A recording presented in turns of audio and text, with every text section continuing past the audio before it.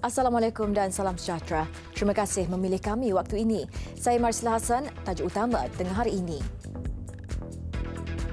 PUNB tawar penangguhan bayaran pembiayaan dan diskaun sewa berjumlah RM112.5 juta.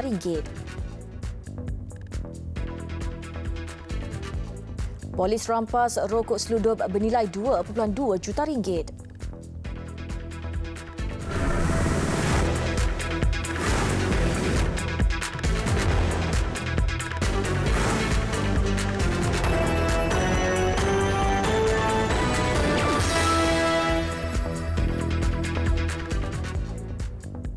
Perbadanan Usahawan Nasional Berhad PUNB mengumumkan pemberian penangguhan pembayaran pembiayaan ke atas prinsipal dan tawaran diskaun sebanyak 50% sewa premis perniagaan selama 6 bulan. Ia berkuat kuasa 1 Januari lalu hingga 30 Jun depan, membabitkan kutipan berjumlah RM112.5 juta. Pengerusi PUNB Tan Sri Noor Omar berkata, tindakan proaktif itu adalah untuk membantu usahawan kekal berdaya tahan dan saing ketika pandemik COVID-19 masih menular di negara ini. Ujarnya, penangguhan pembayaran pembiayaan itu bagaimanapun hanya terpakai ke atas prinsipal sahaja, manakala kadar keuntungan yang telah ditetapkan perlu dibayar seperti biasa setiap bulan.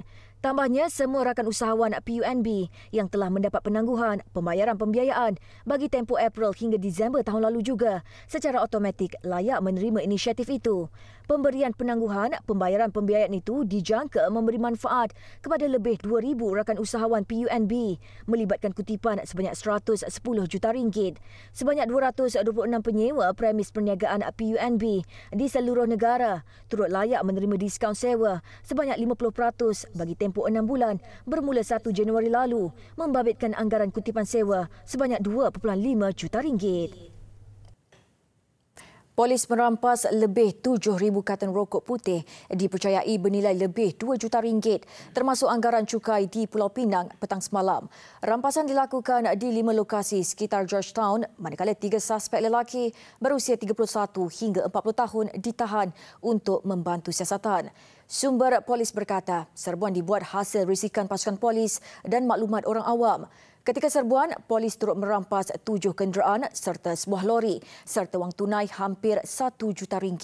Rokok yang dirampas dipercayai bernilai RM1 juta, manakala nilai cukai yang cuba elak dibayar bernilai RM1.2 juta. Ia dipercayai diseludup untuk pasaran kawasan utara tanah air. Operasi dilaksanakan Jabatan Keselamatan Dalam Negeri dan Ketenteraman Awam Bukit Aman dengan kerjasama Polis Pulau Pinang. Kes disiasat mengikut Seksyen 135-1-D Akta Kastam 1967. Difahamkan sidang media akan diadakan dalam masa terdekat bagi maklumat terperinci.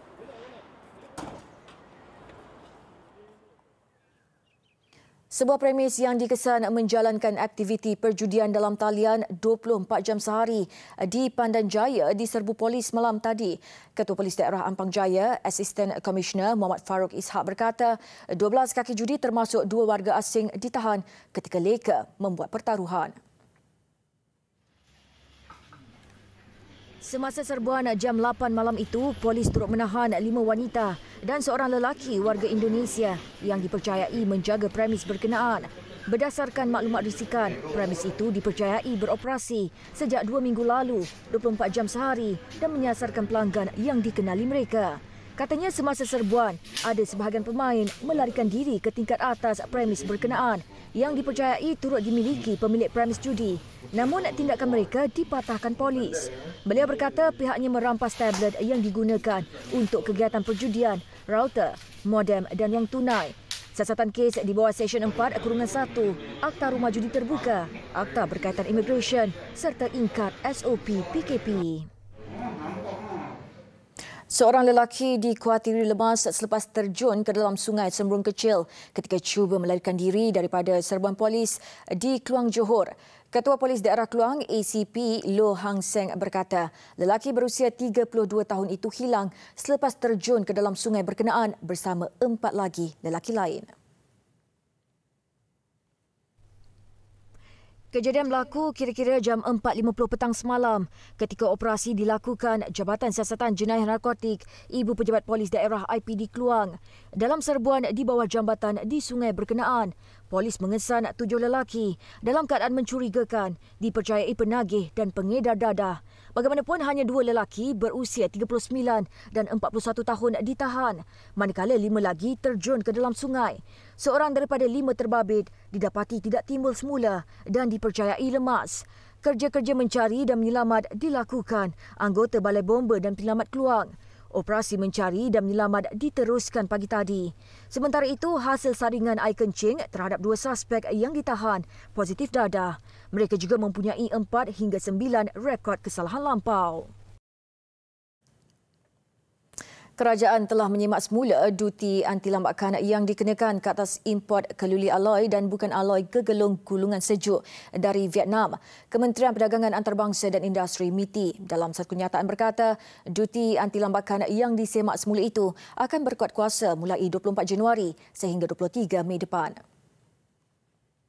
Duti untuk produk yang diimport dari Vietnam kini dalam sekitar 7.42% hingga 33.70%.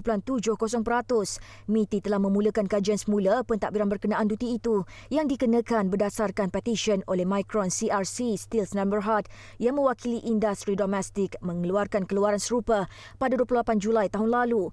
Katanya pempetisyen mendakwa bahawa margin lambakan berubah secara substantif bagi import dagangan subjek yang berasal atau dieksport dari Vietnam sejak pengenaan duti anti-lambakan ke atas pengimportan keluli aloi dan bukan aloi gegelung gulungan sejuk pada 8 Mei 2019. Oleh itu, kerajaan telah memuktamadkan kajian semula pentadbiran dan menentukan bahawa margin lambakan telah berubah bagi import dagangan subjek yang berasal atau dieksport dari Vietnam selaras dengan Akta Duti Timbal Balas dan Anti-Lambakan 1993 dan Peraturan Duti Timbal Balas dan Anti-Lambakan 1994. MITI berkata kutipan duti anti-lambakan ini akan dikuatkuasakan oleh Jabatan Kastam di Raja Malaysia. Kerajaan Negeri Pahang menetapkan 3 pusat penerimaan bantuan pasca banjir sepanjang tempoh pelaksanaan Perintah Kawalan Pergerakan PKP. Menteri Besar Datuk Seri Wan Rosti Wan Ismail berkata, pusat penerimaan bantuan ditetapkan di Bentong, Rompin dan Kuantan. Datuk Seri Wan Rosti dalam kenyataan mengenai SOP PKP di negeri itu menjelaskan permohonan perlu dibuat untuk penghantaran bantuan kemanusiaan dari luar Pahang. Ia dilakukan menerusi sistem ebanjirpahang.gov.my selain mendapat kebenaran rentas negeri daripada polis. Katanya agihan bantuan akan dilaksanakan oleh Pusat Kawalan Operasi Banjir PKOB negeri dan daerah. Kerajaan negeri membenarkan pergerakan rentas daerah bagi NGO dan sukarelawan Pahang bagi kerja gotong royong pasca banjir di daerah yang memerlukan sahaja. Jumlah sukarelawan dibenarkan seramai 10 hingga 15 orang sahaja bagi satu NGO atau agensi. Misi bantuan membawa keperluan asas makanan Jabatan Agama Islam Wilayah Persekutuan Jawi kepada golongan terjejas bertolak dari Masjid Wilayah Persekutuan Ibu Negara pagi tadi. Ia membabitkan barang keperluan bernilai RM78,000. Jabatan Agama Islam Wilayah Persekutuan Jawi dalam satu kenyataan berkata, misi penghantaran itu membabitkan konvoi 12 buah kenderaan dengan penyertaan 24 sukarelawan. Ia turut membabitkan Jabatan Kemajuan Islam Malaysia JAKIM, Masjid Wilayah Persekutuan serta pasukan sukarelawan Rescue Intim Insan Sejahtera Rintis 3.0 yang melibatkan Jawi Food Bank dan beberapa NGO lain. Pelepasan disempurnakan Menteri di Jabatan Perdana Menteri Hal Ehwal Agama Datuk Dr. Zulkifli Muhammad Al-Bakri. Konvoi pasukan sukarelawan dijangka membuat serahan sumbangan di Pusat Kawalan Operasi Bencana PKOB di Temerloh Pahang. Bantuan kemanusiaan ini adalah siri keempat dilaksanakan membabitkan bantuan berupa barangan keperluan asas dan harian secara keseluruhan bernilai RM275,000. Menanggung derita penyakit leukemia atau kanser darah tahap 4 namun tetap menyimpan cita-cita mahu jadi pegawai polis. Impian Muhammad Amar Dani Azwan 7 tahun itu direalisasikan oleh Ibu Pejabat Polis Daerah Seberang Perai Utara SPU Pulau Pinang apabila kanak-kanak itu berpeluang beraksi sebagai polis. Laporannya bersama Selvam Arjunan. Berasal dari penaga kepala batas, Amardani dikesan mengidap leukemia ketika dia berusia 2 tahun. Anak sulung daripada 4 beradik itu bertarung melawan penyakit selama 4 tahun tanpa sebarang hasil. Kini penyakitnya berada di tahap 4 setelah sel kanser merebak ke paru-paru dan sel pernafasan. 2-3 bulan tu dia cakap dengan saya dia nak naik kereta polis, tapi saya cakap polis pun banyak kerja kan, kita tunggu dululah sampai tahap sekarang ni yang dia dah tak ada rawatan. Saya terpaksa hubungi dengan saya tanya kawan saya Kina, macam mana prosedur kita nak minta ni lah. Tapi alhamdulillah dia tolong saya. Impian Amardani akhirnya sampai kepada pengetahuan Ketua Polis Daerah SPU ACP Nur Zaini Muhammad Nur. Amardani dan ibu kemudiannya menjadi tetamu polis dan berpeluang meronda sekitar Bertam dengan kereta peronda polis MPV baharu. Anak nak ikut polis, nak jadi polis, nak tangkap orang jahat. Ini merupakan kita tanggungjawab kita selain daripada kami dalam menguatkan undang-undang, kami juga PDRM juga kita mengambil berat tentang sebarang permintaan macam ni. Dan bagi pihak PDRM Sabang Perai Utara, kita mengalu-alukan, kita mendoakan supaya adik Muhammad Amardani ini cepat sembuh insya-Allah.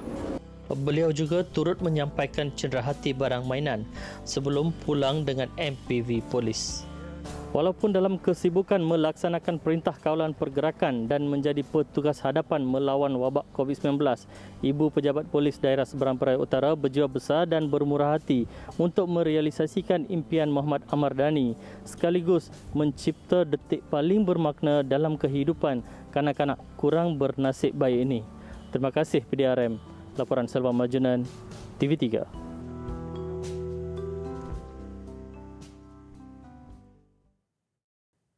Laporan antarabangsa, Arab Saudi mengumumkan syarat baru umrah kepada Indonesia yang juga berita gembira buat jemaah. Ketua Bidang Umrah Pertubuhan Muslim Penyelenggara Haji dan Umrah Republik itu, Zaki Zakaria Ansyari berkata, syarat baru itu membabitkan kenaikan had umur jemaah kepada 60 tahun. Sebelum ini hanya jemaah berusia 18 hingga 50 tahun dari negara itu dibenarkan mengerjakan umrah. Perubahan syarat usia jemaah umrah ini disambut baik oleh masyarakat Islam Indonesia. Ia berikutan jumlah individu yang mendaftar umrah berumur lebih 50 tahun sangat tinggi. Selepas gempa di Sulawesi Barat, tanah runtuh di Jawa Timur dan banjir besar di Kalimantan Selatan, Indonesia, Manado di Sulawesi Utara pula dilanda bencana. Banjir dan tanah runtuh meragut 3 nyawa manakala seorang lagi mangsa hilang. Memetik portal berita tempatan kompas.com, Badan Penanggulangan Bencana Daerah Kota Manado melaporkan hujan berterusan, punca air Sungai Sawangan dan Tonando melimpah. Jumlah mangsa yang terpaksa berpindah ke pusat pemindahan masih dalam proses kiraan. Manakala masih ramai yang terperangkap susulan jumlah peralatan penyelamat yang terhad. Air dilapur setinggi 4 meter di sesetengah kawasan. Bekalan elektrik juga terputus di kebanyakan tempat selain liputan telekomunikasi terganggu. Jabatan Kaji Cuaca Tempatan mengeluarkan amaran waspada kepada penduduk susulan musim hujan yang diramal berlangsung sehingga Februari.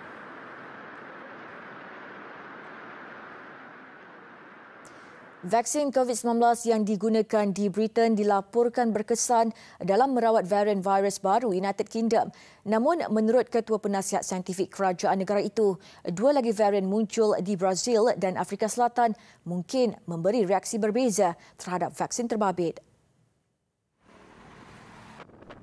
Setakat ini, Britain meluluskan penggunaan 2 vaksin iaitu Pfizer-BioNTech dan Oxford-AstraZeneca. Terdapat bukti saintifik dilaporkan dari kajian makmal. Varian di United Kingdom boleh dirawat dengan vaksin sedia ada. Perkara itu dikemukakan selepas pengumpulan data pelbagai sumber.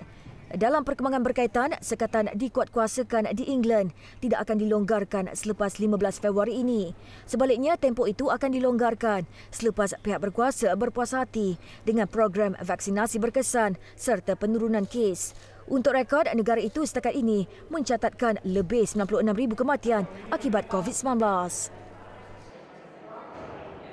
Pfizer akan membekalkan sehingga 40 juta dos vaksin COVID-19 kepada negara miskin tanpa mengambil keuntungan. Usaha itu menerusi fasiliti COVAX. Pengerusi Pfizer, Albert Bourla berkata, negara sedang membangun perlu memiliki akses kepada vaksin sama seperti negara lain di seluruh dunia. Justru vaksin akan bekalkan kepada COVAX untuk negara-negara terbabit pada harga kos. Menurut Bourla, mereka berbangga mendapat peluang untuk membekalkan vaksin kepada negara yang menyokong usaha COVAX memvaksin petugas kesihatan yang berisiko tinggi serta kumpulan berisiko lain. COVAX menyasarkan untuk memastikan negara berpendapatan rendah turut menerima vaksin dan berharap dapat memulakan agihan pertama bulan depan. Inisiatif itu diketuai secara bersama oleh Pertubuhan Kesihatan Sedunia WHO dan Perikatan Global untuk Vaksin dan Imunisasi KV. Hampir 150 juta dos vaksin AstraZeneca Oxford sudah bersedia untuk diagihkan menerusi COVAX, namun sedang menunggu kelulusan penggunaan kecemasan daripada WHO yang dijangka pertengahan bulan depan. Laporan sukan. Persekutuan Hoki Asia AHF mengumumkan penundaan dua kejohanan trofi juara-juara Asia lelaki dan wanita buat kali kedua. Keputusan itu terpaksa dibuat memandangkan pandemik COVID-19 yang melanda belum menunjukkan tanda-tanda pengurangan dalam kalangan negara yang mengambil bahagian. Penjadualan semula kini diatur AHF dengan kejohanan wanita dijangka berlangsung pada September, diikuti saingan lelaki pada Oktober. Mengikut jadual asal kejohanan, saingan wanita dijadualkan berlangsung di Donghae, Korea pada bulan Jun 2020 dan November 2020 di Dhaka, Bangladesh untuk lelaki. Namun AHF memutuskan untuk kedua-dua kejohanan ACT ditunda ke bulan Mac dan April tahun ini. Dengan kes COVID-19 masih tinggi di kebanyakan negara mengambil bahagian, AHF sekali lagi terpaksa membuat penundaan atas faktor kesihatan semua pihak. Kejohanan bagaimanapun dijangka akan dapat dilaksanakan pada bulan September dan Oktober tahun ini untuk kedua-dua kategori wanita dan lelaki. Skuad negara kendalian Arul Selvaraj ketika ini giat menjalani latihan secara atas talian memanfaat penundaan saingan Liga Hoki Malaysia MHL. Dan pastinya program baru perlu diatur memandangkan tiada kejohanan akan berlangsung dalam masa terdekat. Untuk rekod, Malaysia belum pernah melangkah ke perlawanan akhir ACT dan hanya menamatkan kempen di tempat ketiga untuk kesemua 5 edisi kejohanan setakat ini.